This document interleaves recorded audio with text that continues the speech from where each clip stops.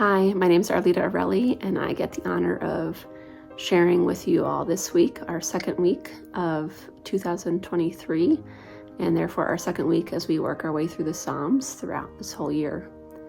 This week we're reading Psalms 4 through 6, and as we engage these Psalms, asking some simple questions, and I'm just going to share a couple of the reflections of what spoke to me as I read through these Psalms this week.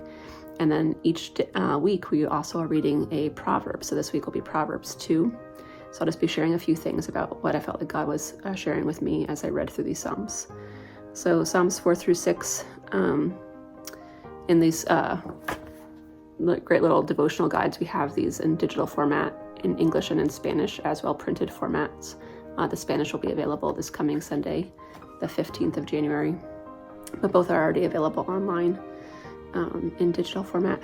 But this week, Psalms 4 through 6, overall, the general theme to me felt like the Psalms were saying to me that I can bring all, I put that in capital letters, all of my feelings to God. He will receive me.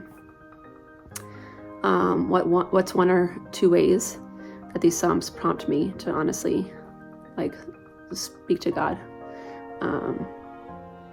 For me, it was, as I read through these Psalms this week, it was that I have feelings of hurt this week, and I also don't want things to be the way they were before.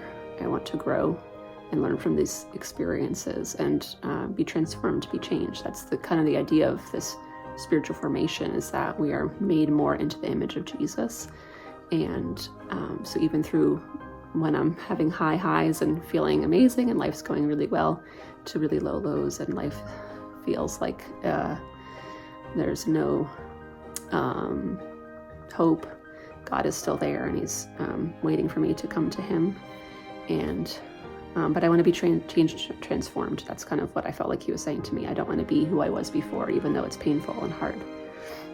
And then what verse or verses among these Psalms am I taking with me today or this week? Multiple really spoke to me, so I can't read them all, but Psalm 4 verse 3, you could be sure of this: the Lord set apart the godly for himself. The Lord will answer when I call to him. And other Psalms that spoke to me, they probably had similar themes.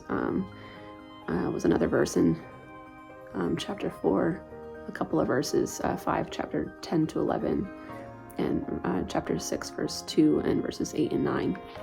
Again, in the whole context of it all, it was really impactful, but those verses kind of jumped out at me.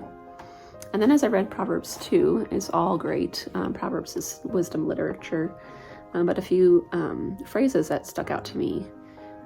Verse 1, my child, just right off the bat, I can end there and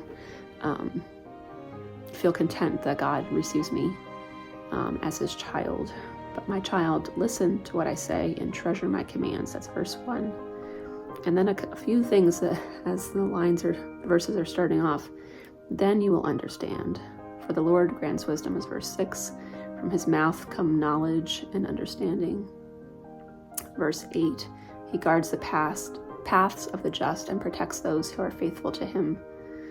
And it talks a lot about understanding and wisdom and insight, and I found that really helpful to me today. And so it ends, Proverbs chapter 2 ends with these 3 verses. So follow the steps of the good and stay on the paths of the righteous, for only the godly will live in the land, and those with integrity will remain in it.